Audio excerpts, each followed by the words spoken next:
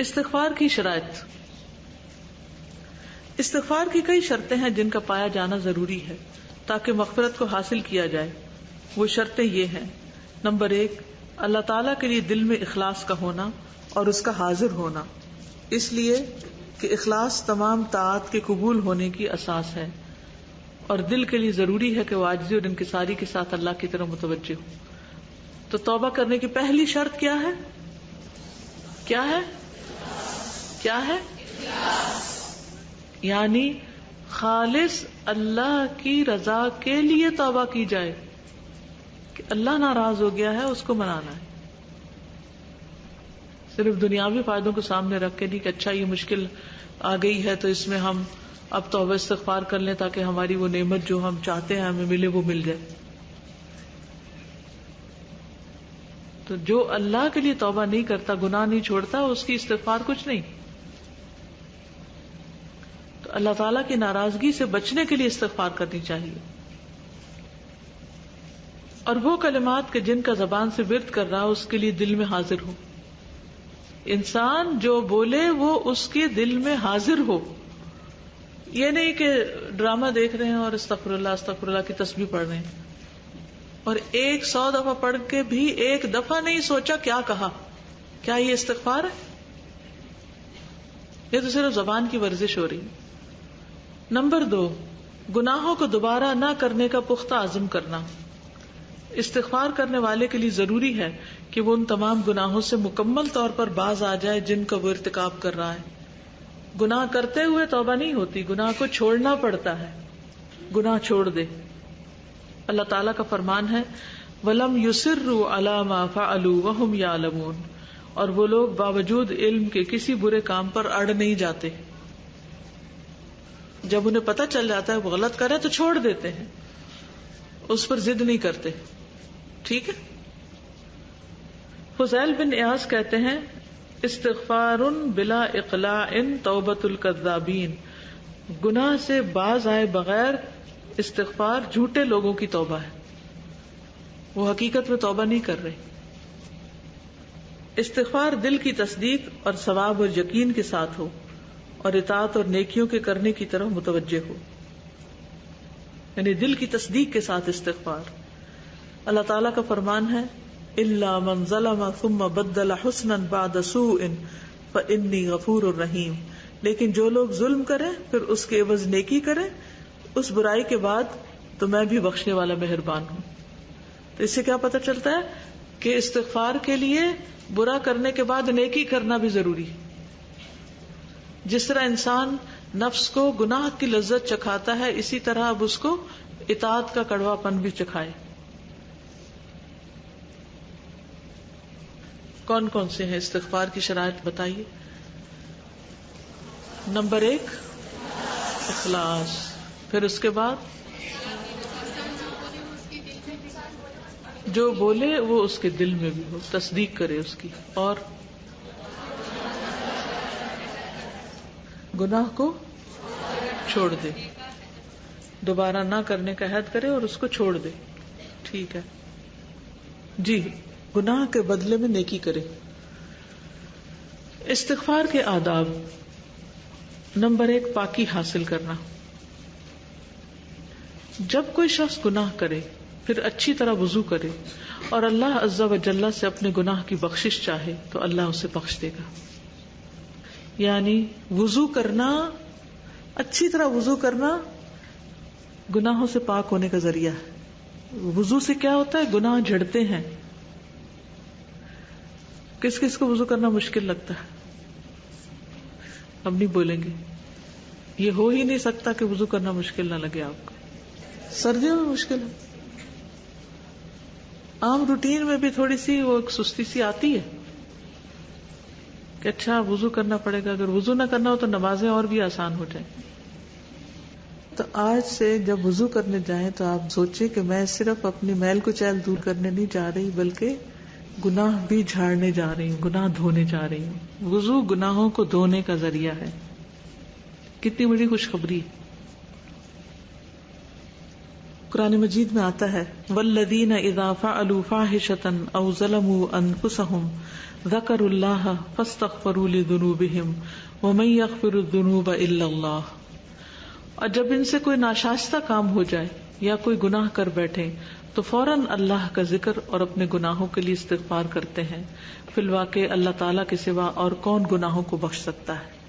تو اس سے کیا پتہ چلتا ہے؟ دوسری چیز کون سی ہے؟ اللہ کا ذکر، اللہ کی یاد. یعنی وضو کے بعد اللہ کی یاد، جیسے نماز وغیرہ پڑھ لے جائے. یہ باتیں آپ کے ٹپس پہ یاد ہونی چاہیے، کاپیوں میں نہیں لکھی رہنی چاہیے. ٹھیک ہے. افضل وقت اختیار کرنا، جیسے حضرت یعقوب علیہ السلام نے کہا تھا نا، سوف استغفر لکم ربی، میں عنقریب ضرور استغفار کروں گا تمہارے لیے اپنے رب سے. تو مفسرین کہتے ہیں کہ ان کا اشارہ تھا کہ میں تہجد کے وقت کروں گا، کیونکہ اس وقت خاص طور پر اللہ تعالیٰ خود پکارتے ہیں، ہے کوئی بخشش مانگنے والا کہ میں اس کو بخش دوں. کیونکہ مناسب وقت کے اختیار کرنے سے دل حاضر رہتا ہے اور اس میں خشوع و خضوع پیدا ہوتا ہے. اور افضل وقت ہے رات کا آخری حصہ. رات کے آخری حصے میں استغفار کرنے والوں کی اللہ نے تعریف کی ہے اور فرمایا والمستغفرین بالاسحار، اور پچھلی رات کو بخشش مانگنے والے لوگ ہیں، سحری کے وقت استغفار کرنے والے لوگ ہیں. نمبر 3، کثرت سے استغفار کرنا. اس بارے میں قرآن شریف کی بہت ساری آیات دلالت کرتی ہیں اور بہت ساری احادیث نبویہ جو استغفار کے لیے ابھارتی ہیں اور مستغفرین کی تعریف کرتی ہیں. نمبر 4، یہ کہ استغفار کو اپنے تمام امور کے آخر میں رکھے، یعنی اپنی دعا استغفار سے ختم کرے، مجلس استغفار سے ختم کرے. عبداللہ بن عباس سے سورت اذا جاء نصر اللہ والفتح سے رسول اللہ صلی اللہ علیہ وسلم کی موت کے قریب آنے کا استنباط کیا گیا. اس صورت میں آپ کو کس چیز کا حکم دیا گیا؟ فسبح بحمد ربک واستغفر. یہ اس وقت آپ کو حکم دیا گیا تھا جب آپ کا مشن مکمل ہو گیا تھا. تو جو بھی کوئی کام آپ کا مکمل ہو جائے نیکی کا، مثلا قرآن کی تکمیل ہوئی یا آپ نے کسی کو پڑھایا اور اس کا اختتام ہوا، یا نماز کا اختتام ہو رہا ہے، یا اور کوئی بھی نیکی کے کاموں کا، رمضان کا اختتام ہو رہا ہے، تو ہر چیز کے اختتام پر استغفار کرنی چاہیے. مجلس کے اختتام پر کون سی دعا پڑھی جاتی ہے؟ سبحانک اللہم و بحمدک اشہد ان لا الہ الا انت استغفرک و اتوب الیک. استغفار ہے اس کے آخر میں. استغفار کے اوقات اور مقامات، وہ اوقات اور جگہیں کہ جن میں استغفار کرنا مستحب ہے، اگرچہ توبہ کے دروازے ہر وقت کھلے رہتے ہیں، یعنی ہر وقت توبہ کی جا سکتی، لیکن خاص اوقات میں اور زیادہ فائدہ مند ہے.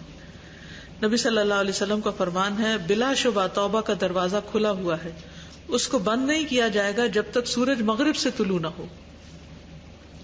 لیکن وہ اوقات جو دوسرے اوقات سے بہتر ہیں اور وہ جگہیں کہ جن میں دعائیں جلد قبول ہوتی ہیں، ان میں سے چند اوقات مندرجہ ذیل ہیں. سحری کا وقت، والمستغفرین بالاسحار، اور پچھلی رات کو بخشش مانگنے والے لوگ ہیں. اور اللہ تعالیٰ کا فرمان ہے وبالاسحار هم یستغفرون، اور وہ لوگ بوقت سحر استغفار کیا کرتے تھے. نبی کریم صلی اللہ علیہ وسلم نے فرمایا، میرا رب رات کے آخری تہائی حصے میں 1/3 of the night, last part of the night, ہر رات دنیا سے قریب والے آسمان پر نازل ہوتا ہے. میرا رب رات کے آخری تہائی حصے میں ہر رات دنیا سے قریب والے آسمان پر نازل ہوتا ہے اور کہتا ہے، کون ہے جو مجھے پکارے اور دعا کرے میں اس کی دعا قبول کروں؟ کون ہے جو مجھ سے سوال کرے اور میں اسے عطا کروں؟ کون ہے جو مجھ سے مغفرت طلب کرے اور میں اس سے بخش دوں؟ اللہ تعالیٰ کس وقت بخشنے کے لیے پکارتا ہے بندوں کو؟ کس وقت؟ سحری کے وقت، رات کے آخری تہائی حصے میں. انہی اوقات میں سے یہ ہے کہ نماز کے دوران اور اس کے فوراً بعد استغفار کرنا. انہی میں سے یہ ہے کہ تکبیر تحریمہ اور سورۃ فاتحہ کے درمیان دعا کا پڑھنا. انہی میں سے یہ دعا پڑھنا، اللہم باعد بینی و بین خطایای کما باعدت بین المشرق والمغرب، اللہم نقنی من خطایای کما ینقی الثوب الابیض من الدنس، اللہم اغسلنی من خطایای بالماء والثلج والبرد. اب آپ دیکھیے، اگر آپ تہجد پڑھ رہے ہیں اور آپ اللہ اکبر کہہ کے یہ دعا پڑھتے ہیں تو آپ ان لوگوں میں شامل ہو جاتے ہیں نا جو استغفار کرتے ہیں رات کے پچھلے پہر. اس دعا کو بھی یاد کر لیجئے اور اپنی نمازوں کا حصہ بنا لیجئے. بہت ہی پیاری دعا ہے. اے اللہ میرے اور میرے گناہوں کے درمیان مشرق و مغرب کی سی دوری فرما دے. یا اللہ مجھے میرے گناہوں سے سفید کپڑے کی طرح صاف کر دے. یا اللہ میرے گناہ پانی، برف اور اولوں سے دھو دے.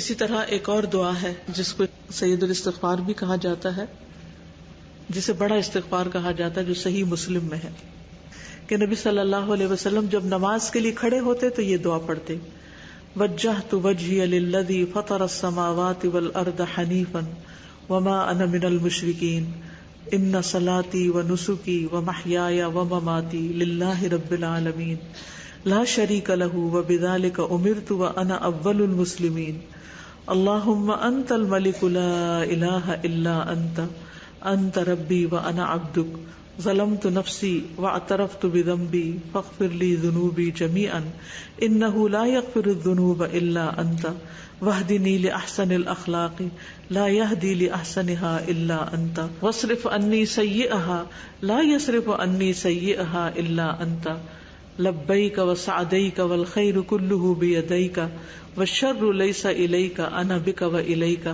تبارکت وتعالیت استغفرک واتوب الیک. میں اپنا رخ اور چہرہ اس ذات کی طرف کرتا ہوں جس نے آسمانوں اور زمین کو پیدا کیا، یعنی پوری طرح متوجہ ہو کر، یکسو ہو کر، اور میں شرک کرنے والوں میں سے نہیں. بے شک میری نماز، میری قربانی، میرا مرنا اور جینا سب اللہ رب العالمین کے لیے ہے، اس کا کوئی شریک نہیں، اور میں اسی کا حکم دیا گیا ہوں، اور میں پہلے کے مسلمانوں جیسا ہوں. اے اللہ تو بادشاہ ہے، نہیں ہے کوئی میرا رب مگر تو ہی، میں تیرا بندہ ہوں. میں نے اپنے نفس پر ظلم کیا ہے اور میں اپنے گناہ کا اعتراف کرتا ہوں، بس تو میرے گناہوں کو معاف فرما دے. تیرے سوا کوئی دوسرا گناہوں کو بخشنے والا نہیں ہے، اور مجھے اچھے اخلاق کی رہنمائی کر. تیرے سوا کوئی دوسرا اچھے اخلاق کی رہنمائی نہیں کر سکتا، اور برے اخلاق کو مجھ سے پھیر دے اور دور کر دے. تیرے علاوہ کوئی دوسرا اس کو دور نہیں کر سکتا. اے اللہ میں تیری خدمت کے لیے بار بار حاضر ہوں. ساری بھلائی تیرے ہاتھوں میں ہے اور برائی تیری طرف سے نہیں ہے. میں تیری طرف رجوع کرتا ہوں. تیری ذات بابرکت اور بلند ہے. میں تجھ سے بخشش اور توبہ مانگتا ہوں. پھر تشہد اور سلام پھیرنے کے درمیان آخری دعا جہاں ہم رب جعلنی پڑھتے ہیں نا، وہاں کی دعا ہے. کس کو آتی ہے؟ اللہم اغفر لی ما قدمت وما اخرت وما اسررت وما اعلنت وما اسرفت وما انت عالم به منی انت المقدم وانت المؤخر لا الہ الا انت. اے اللہ میرے پہلے اور بعد والے، پوشیدہ اور ظاہر اور زیادتی والے گناہوں کو معاف کر دے، جن کو تو مجھ سے زیادہ جانتا ہے. تو ہی پہلے ہے اور تو ہی بعد میں ہے، نہیں ہے کوئی معبود برحق مگر تو ہی. تو انسان اس طرح اللہ سبحانہ وتعالیٰ سے بخشش کی دعا مانگتا ہے اگلے پچھلے سارے گناہوں کے لیے. بہت ہی خوبصورت دعا ہے. یعنی سلام پھیرنے سے پہلے یہ دعا پڑھ لی جائے.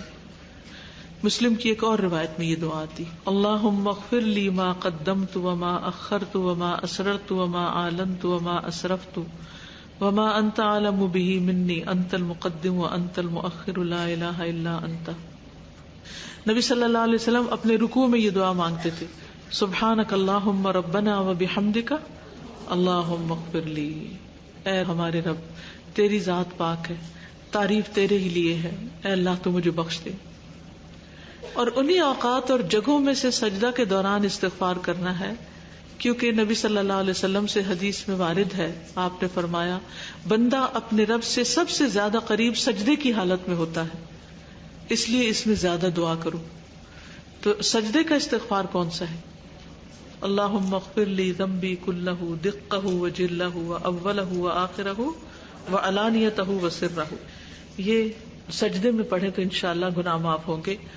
اے اللہ میرے تمام گناہ چھوٹے بڑے اگلے پچھلے ظاہر اور پوشیدہ کو بخش دے. 2 سجدوں کے درمیان کیا پڑھتے تھے آپ؟ اللہم اغفر لی وارحمنی واہدنی وعافنی اور رب اغفر لی رب اغفر لی. 2 دفعہ یہ رب اغفر لی رب اغفر لی. یہ بھی لکھی ہوئی ہیں دعائیں ان کارڈوں میں. ابو بکر کہتے ہیں کہ میں نے رسول اللہ صلی اللہ علیہ وسلم سے کہا آپ مجھے کوئی ایسی دعا سکھلائیے جسے میں اپنی نماز میں پڑھوں. تو آپ نے فرمایا تم کہو اللہم انی ظلمت نفسی ظلما کثیرا ولا یغفر الذنوب الا انت فاغفر لی مغفرۃ من عندک وارحمنی انک انت الغفور الرحیم. اے اللہ میں نے اپنے نفس پر بہت ظلم کیا اور گناہوں کو بخشنے والا صرف تو ہی ہے، بس تو اپنے پاس سے مجھے بخش دے اور میرے اوپر رحم فرما، بے شک تو بخشنے والا اور مہربانی کرنے والا ہے. بعض علماء نے اس دعا کے بارے میں کہا ہے کہ اس کو تشہد کے بعد پڑھا جائے، اور صحیح مسلم میں ثوبان کی حدیث میں کہ رسول اللہ صلی اللہ علیہ وسلم جب اپنی نماز سے فارغ ہوتے تو 3 بار کیا کرتے تھے؟ اللہ سے استغفار. اچھا ایک بات یہ کہ یہ لفظ جو ہے استغفار ہے، استغفار نہیں ہے. کیا ہے؟ استغفار بخشش مانگنا، اور استغفر اللہ ہوتا ہے، استغفار نہیں ہوتا. اللہم انت السلام ومنک السلام تبارکت یا ذا الجلال والاکرام. اے اللہ تو سلامتی ہے، سلامتی تجھ سے ہی حاصل ہو سکتی. اے اللہ بزرگی اور بخشش کے مالک تیری ذات بڑی بابرکت ہے. ولید کہتے ہیں میں نے اوزائی سے کہا استغفار کا طریقہ کیا ہے؟ تو انہوں نے کہا تم کہو استغفر اللہ، یعنی ویسے بھی چلتے پھرتے انسان کو استغفر اللہ پڑھتے رہنا چاہیے. تو آپ دیکھیے کہ نماز میں کتنی زیادہ استغفار ہے ہر قدم پر. مجلس کے اختتام پر بھی نبی صلی اللہ علیہ وسلم کا یہ طریقہ ہوتا تھا، سبحانک اللہم وبحمدک اشہد ان لا الہ الا انت استغفرک واتوب الیک. جب آپ نے یہ دعا پڑھی تو ایک آدمی نے کہا اللہ کے رسول آپ پہلے تو یہ نہیں کہتے تھے. تو آپ نے فرمایا یہ کفارہ ہے ان کاموں کا جو مجلس میں ہوتے ہیں. کسی بھی مجلس کے اختتام پر آپ یہ دعا پڑھ سکتے ہیں. بیت الخلاء سے نکلتے وقت کیا پڑھنا چاہیے؟ غفرانک. شابش. نماز کو بھی اختتام استغفار کے ساتھ، اور اسی طرح ہر اچھے کام کا، اور پھر باقی ضروریات کو پوری کرنے کا بھی. حج کی حالت میں استغفار فرمایا ثم افیضوا من حیث افاض الناس واستغفر اللہ ان اللہ غفور رحیم. پھر تم اس جگہ سے لوٹو جس جگہ سے سب لوگ لوٹتے ہیں، اور اللہ تعالیٰ سے بخشش طلب کرتے رہو، یقیناً اللہ تعالیٰ بخشنے والا مہربان ہے. یعنی وہاں بھی حج کے اختتام پر کیا کرو؟ استغفار. نبی صلی اللہ علیہ وسلم اپنی زندگی کے آخری ایام میں سورۃ النصر کے نازل ہونے کے بعد اپنے رکوع اور سجدے میں یہ دعا پڑھتے تھے، سبحانک اللہم ربنا وبحمدک اللہم اغفر لی. اور آپ اپنی وفات کے وقت یہ کہہ رہے تھے اللہم اغفر لی وارحمنی والحقنی بالرفیق. اللہ تعالیٰ نے نوح علیہ السلام کا سورۃ نوح کے آخر میں ان کی قوم کے ڈوب کر ہلاک ہونے کے بعد نوح علیہ السلام کا قول ذکر کیا، رب اغفر لی ولوالدی ولمن دخل بیتی مؤمنا وللمؤمنین والمؤمنات ولا تزد الظالمین الا تبارا. اسی طرح ہر گناہ کے بعد استغفار واجب ہے. ومن یعمل سوءا او یظلم نفسہ ثم یستغفر اللہ یجد اللہ غفورا رحیما. جو شخص برائی کرے یا اپنی جان پر ظلم کرے پھر اللہ تعالیٰ سے استغفار کرے تو وہ اللہ کو بہت بخشنے والا، مہربانی کرنے والا پائے گا. اور اللہ تعالیٰ نے فرمایا وَأَقِمِ الصَّلَاةَ طَرَفَيِ النَّهَارِ وَزُلَفًا مِّنَ اللَّيْلِ إِنَّ الْحَسَنَاتِ يُذْهِبْنَ السَّيِّئَاتِ ذَلِكَ ذِكْرَىٰ لِلذَّاكِرِينَ. دن کے دونوں حصوں میں نماز قائم رکھ، اور رات کی گھڑیوں میں بھی، یقیناً نیکیاں برائیوں کو دور کر دیتی ہیں. یہ نصیحت پکڑنے والوں کے لیے نصیحت ہے. تو کچھ استغفار ہے جو زبان سے بول کر کیے جاتے ہیں، اور کچھ کام ایسے ہیں کہ جن کے کرنے سے انسان کی بخشش ہو جاتی، جن میں سے ایک نماز پڑھنا ہے. بخاری اور مسلم میں عبداللہ بن مسعود بیان کرتے ہیں کہ ایک آدمی نے کسی عورت کا بوسہ لے لیا اور نبی صلی اللہ علیہ وسلم کے پاس آ کر اس کا ذکر کیا تو یہ آیت نازل ہوئی وَأَقِمِ الصَّلَاةَ طَرَفَيِ النَّهَارِ وَزُلَفًا مِّنَ اللَّيْلِ إِنَّ الْحَسَنَاتِ يُذْهِبْنَ السَّيِّئَاتِ ذَلِكَ ذِكْرَىٰ لِلذَّاكِرِينَ.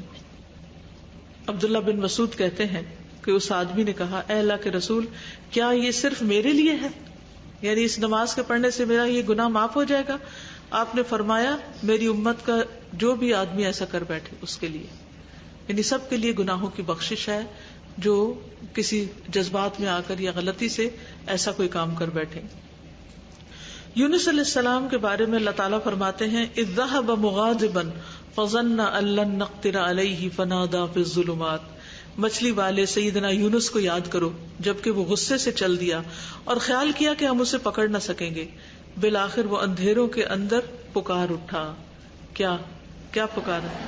لا الہ الا انت سبحانک انی کنت من الظالمین۔ پھر کیا ہوا؟ کتنا بڑا معجزہ ہے یہ! کیا ویسے پاسبل نظر آتا ہے کہ کوئی سمندر میں ڈوب جائے اور مچھلی کے پیٹ میں چلا جائے اور پھر وہ واپس نکلے اور ایک نارمل زندگی گزارے؟ بہت بڑی بات ہے، لیکن وہ اخلاص تھا، وہ سچی توبہ تھی جو یونس علیہ السلام نے کی، اور اللہ تعالیٰ نے ان کو معاف کر دیا اور ان کے حالات بدل دیے، ان کو صحت عطا کی۔ سورج اور چاند کے گہن کے وقت استغفار کرنا مشروع ہے، اس لیے کہ یہ دونوں اللہ تعالیٰ کی نشانیوں میں سے نشانیاں ہیں، ان کے ذریعے سے اللہ اپنے بندوں کو ڈراتا ہے، اور نبی کریم صلی اللہ علیہ وسلم کا فرمان ہے اذا رأیتم شیئا من ذلک فافزعوا الی ذکر اللہ ودعائہ واستغفارہ، جب تم لوگ ایسی چیزیں دیکھو تو اللہ کے ذکر اور اس سے دعا اور استغفار کرنے میں خوف کرو اور فریاد کرو، اور انہی اوقات میں سے جن میں استغفار کرنا مشروع اور مستحب ہے کہ جب آدمی اپنے بستر پر رات میں کروٹ بدلے۔ رات کو آنکھ کھل جائے تو کیا پڑھنا چاہیے؟ یہ دعا کس کس کو آتی ہے؟ یہ تو ہم نے باقاعدہ ایک پیپر چھاپ کے سب کو دیا تھا، معلوم نہیں کراچی پہنچا یا نہیں۔ تہجد کے علاوہ ایک اور دعا بھی ہے، لا الہ الا اللہ وحدہ لا شریک لہ لہ الملک ولہ الحمد وہو علی کل شیء قدیر، الحمد للہ وسبحان اللہ ولا الہ الا اللہ واللہ اکبر ولا حول ولا قوۃ الا باللہ اللہم اغفر لی۔ تو اس کا فائدہ کیا ہے؟ جو یہ دعا کرے اس وقت اس کی دعا قبول ہو جاتی ہے، اور اگر وضو کر کے نماز پڑھے تو نماز قبول ہو جاتی۔ اسی طرح رات تہجد کی نماز کے وقت استغفار کرنا مشروع ہے۔ بخاری اور مسلم میں عبداللہ بن عباس بیان کرتے ہیں کہ نبی صلی اللہ علیہ وسلم جب رات میں تہجد کی نماز کے لیے کھڑے ہوتے تو آپ کیا کہتے؟ کس کس کو آتی ہے؟ اللہم لک الحمد انت قیم السماوات والارض ومن فیہن ولک الحمد انت نور السماوات والارض ومن فیہن ولک الحمد انت الحق ووعدک الحق ولقاؤک حق وقولک حق والجنۃ حق والنار حق والنبیون حق ومحمد صلی اللہ علیہ وسلم حق والساعۃ حق اللہم لک اسلمت وبک آمنت وعلیک توکلت والیک انبت وبک خاصمت فاغفر لی ما قدمت وما اخرت وما اسررت وما اعلنت انت المقدم وانت المؤخر لا الہ الا انت۔ اے میرے اللہ، تعریف تیرے ہی لیے ہے، تو ہی آسمان اور زمین اور جو ان میں ہے اس کا سنبھالنے والا ہے، اور تیری ہی لیے تعریف ہے، اور تو آسمان اور زمین کا نور ہے اور جو ان میں ہے، اور تیرے ہی لیے سب تعریف ہے، اور تو سچا ہے، تیرا وعدہ سچا ہے، اور مرنے کے بعد اس سے ملاقات کرنا سچ ہے، تیرا قول سچ ہے، جنت و جہنم سچ ہے، اور سارے انبیاء سچے ہیں، اور محمد صلی اللہ علیہ وسلم سچے ہیں، اور قیامت سچ ہے۔ اے اللہ، میں تیرا تابعدار بن گیا اور تجھ پر ایمان لایا اور تجھ پر بھروسہ رکھتا ہوں، اور تیری ہی طرف ہر مشکل میں رجوع کرتا ہوں، اور تیرے لیے کافروں اور دین کے دشمنوں سے جھگڑتا ہوں، اور تجھ سے ہی فیصلہ چاہتا ہوں۔ تو میرے پہلے اور بعد کے پچھلے گناہ سب بخش دے، تو ہی مقدم ہے اور تو ہی مؤخر ہے، تیرے علاوہ کوئی معبود نہیں۔ اسی طرح وہ تمام اوقات جن میں دعا کرنا مستحب ہے، ان میں استغفار کرنا چاہیے، اس لیے کہ استغفار دعا کی قسموں سے ایک قسم ہے، یعنی استغفار ایک دعا بھی ہے۔